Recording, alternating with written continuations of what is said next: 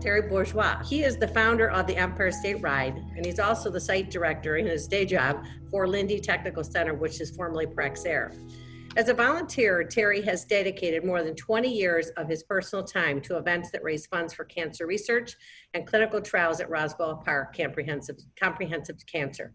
He became a member of the volunteer steering team for the Ride for Roswell in 2004, and he's a member of the Roswell Park Community Board and a member of the executive committee for the Roswell Community Alliance Board.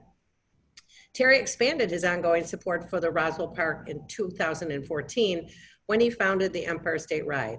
This is a 7-day, 540+ mile bike ride from New York City to Niagara Falls, something that I don't think I would attempt, as an additional way to raise funds for clinical trials and cancer research at Roswell Park. In 6 short years, this event has grown from 1 rider to more than 250 people from 22 different states.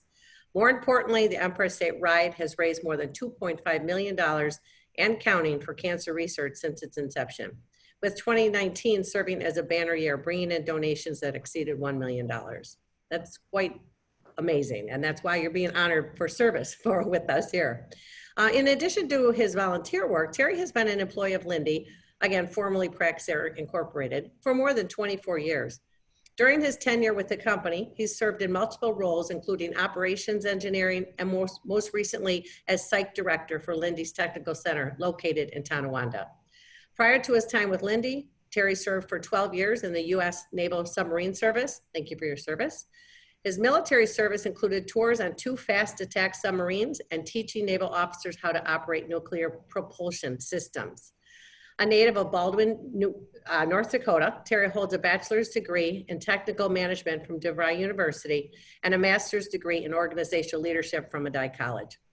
In 2019 and 2020, Terry was named to Buffalo's Business First Power 250 listing, which includes the top 250 most influential people in Western New York.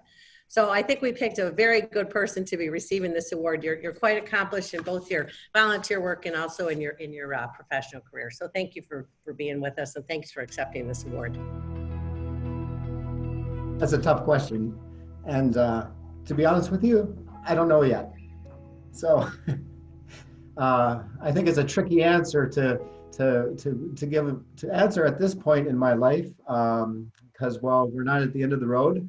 But, you know, I think the accomplishments that I am really proud of is times when I find out that I've been able to help someone. And I'll give you an example of just a couple of weeks ago, I received a note from a young lady that she was one of my mentees.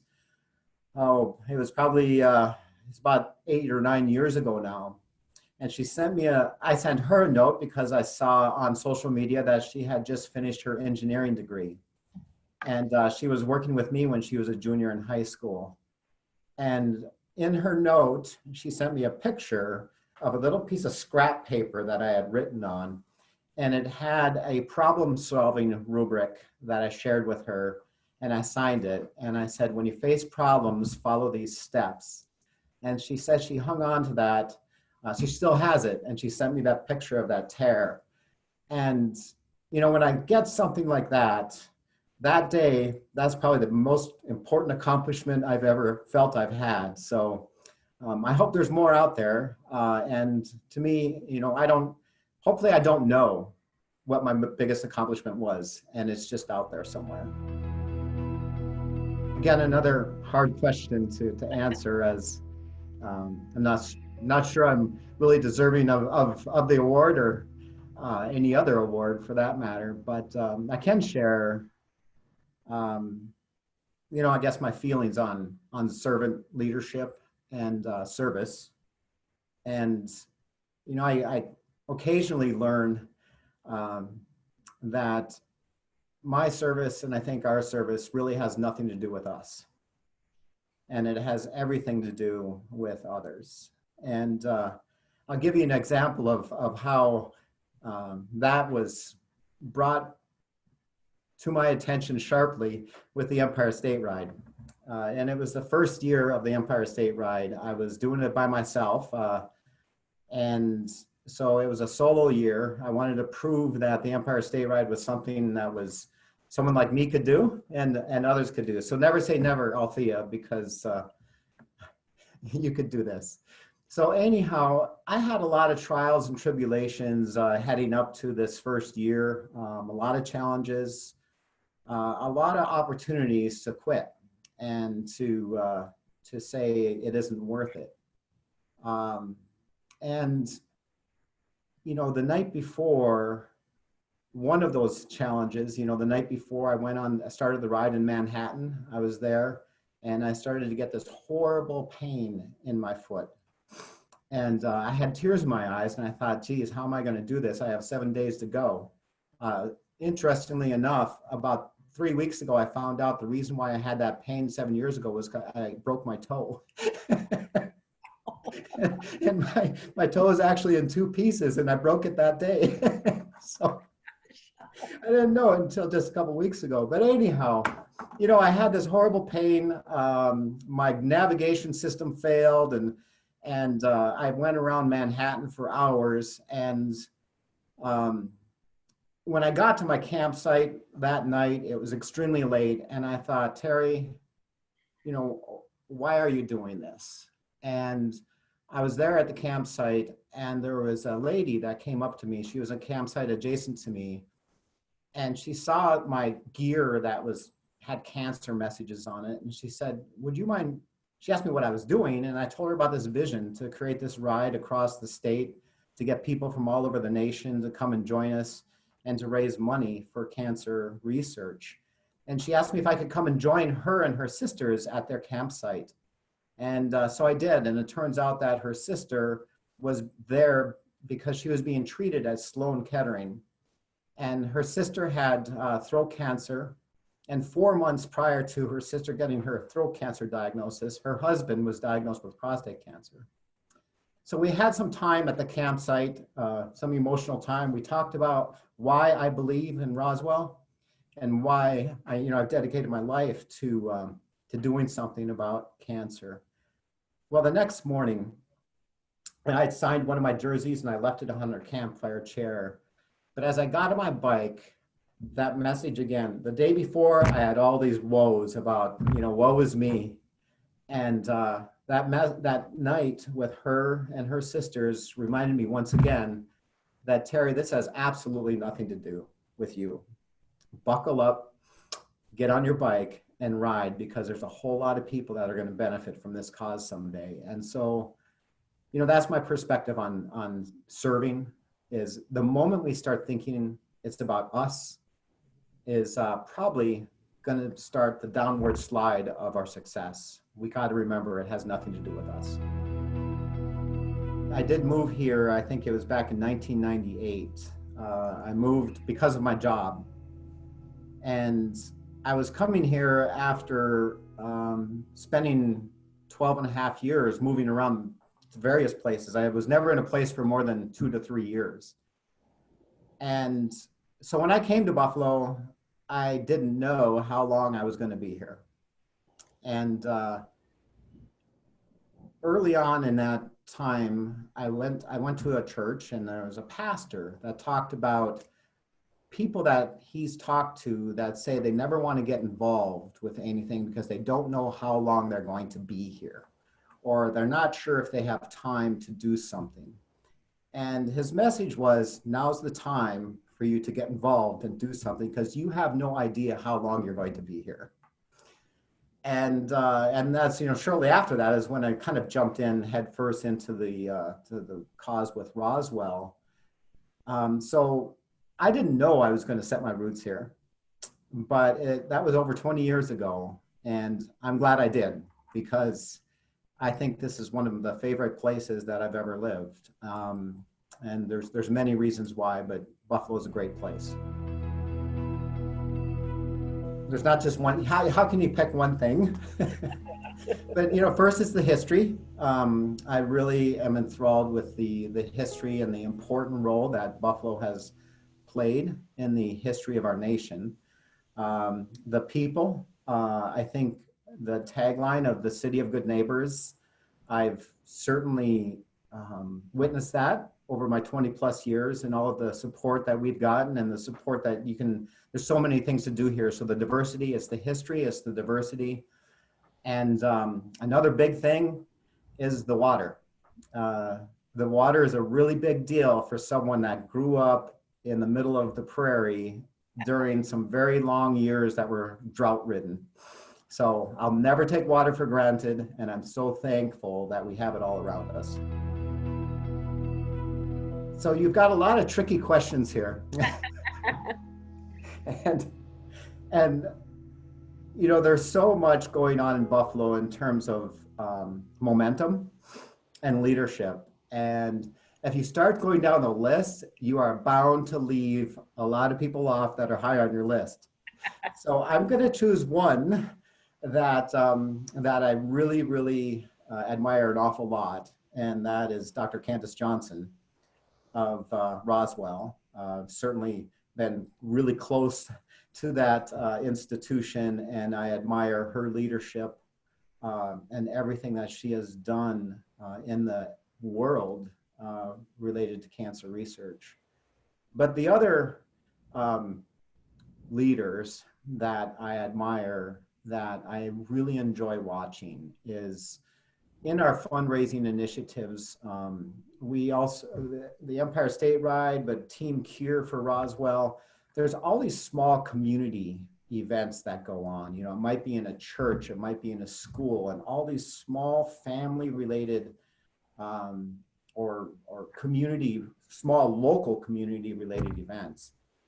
And I love sitting there and watching the leadership, the unsung heroes, the moms and the dads that are there making those things happen in that 5 or maybe even 3 to 5 mile circle around that place. And those people are the foundation for so much in this community, and they are the foundation for future leaders. And there's so much of that in the diverse neighborhoods we have. And if I had to pick leaders generically that I really admire, it's the unsung ones that are out there building our future and their children. Being consistent with my other answers, I'm going to pick a couple of things. First, I think the foundation, economic well-being is essential. And I think we, again, as I think you said, have momentum there. We have a lot of the good things going on. I think our culture and our history here in Buffalo is one of innovation, and the innovation momentum, 43 North initiatives and others, is really important. But while that's really critical, I think today, the racial inequity situation, that's really come to the forefront. But I think that's important.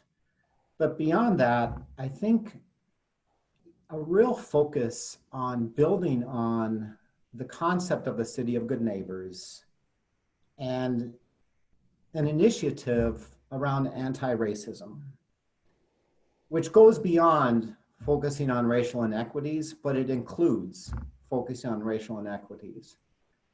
I really believe that there's a lot of opportunity and need there to finally, maybe we can take advantage of this current situation, and maybe Buffalo can become a model on an anti-racism initiative in the spirit of, we are the city of good neighbors, and we respect and we seek to understand each other, and we have dialogue, meaningful dialogue, and we focus on changing policies related to anti-racism. It's maybe no coincidence that I recently read a book by Ibram X. Kendi on how to be an anti-racist. And the last chapter in his book, he paralleled and posed a question about what if we attacked racism the way in which we've attacked cancer. And that parallel for me, especially after he shares his personal and family journey with cancer, was extremely inspirational, and I think thought-provoking. We have immunotherapies and targeted approaches to fighting cancer. And racism is just as individualistic and is just as complicated.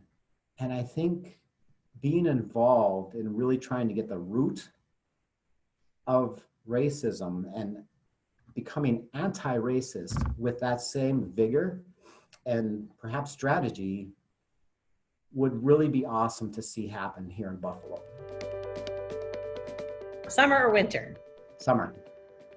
Bills or Sabres? Bills. Blue cheese or ranch dressing? Blue cheese. Okay, good. Canal side or Riverworks? Canal side. Hurdle Avenue or Elmwood Avenue? Hurdle. Turkey Trot or Buffalo Marathon? Buffalo Marathon. Dingus Day Parade or St. Patrick's Day Parade? St. Patrick's Day. Chicken wings, the flats or the drumsticks? Oh boy, drumsticks. Okay. Resurgence or Big Ditch? Oh. Resurgence, only because there's more room for more friends. Okay, it's not about the beer. North Towns or South Towns? North Towns. And spaghetti parm or beef on weck? Beef on whack. All righty, thank you for sharing. You can tell people are Buffalonians when they know what I'm talking about when I ask that question. So, but again, I want to congratulate you on receiving the service award for Leadership Buffalo for Our Values Award. Do you have any final thoughts that you'd like to share on behalf of receiving the award? I guess I'd like to say a few things to thank some folks, if that's okay. Absolutely. First of all, on behalf of the entire Empire Statewide team, I'd like to thank Leadership Buffalo, the nominating committee, and the selection committee for this honor. And while someone can have an idea and work hard to make an idea a reality, the reality is it would never happen without motivation, endorsements, teammates, and supporters. And in that regard, there's a few of those I would like to recognize. First and foremost, the CEO of Roswell Park, Dr. Candace Johnson, and her entire team for their really tireless efforts and ongoing production of results that are changing the face of cancer as we know it. It's their hard work that gives me hope and gives me faith that we continue to be on track and that we can't stop. And beyond that, Cindy Eller, she's the fearless leader of the Roswell Park Alliance Foundation. I thank her for her endorsement and also support from the Roswell Park Alliance board for their endorsement for the Empire State Ride.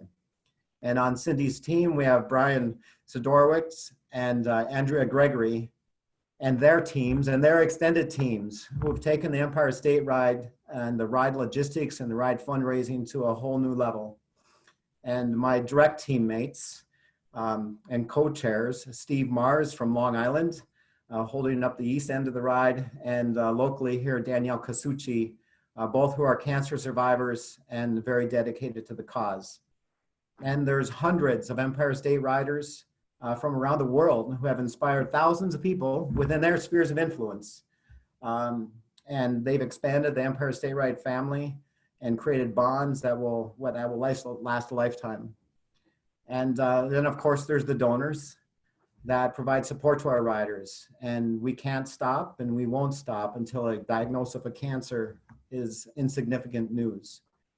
And lastly, I need to thank my sister Desiree and my mother who bailed me out big time 7 years ago on my maiden voyage of the Empire State Ride. And one final thank you to the future Empire State Riders. Althea, you could be one of them. Okay, you're gonna have to. You can sign up and express interest now in the 2021 Empire State Ride. And it's an experience of a lifetime and one that will change you forever. No doubt about it. So thank you.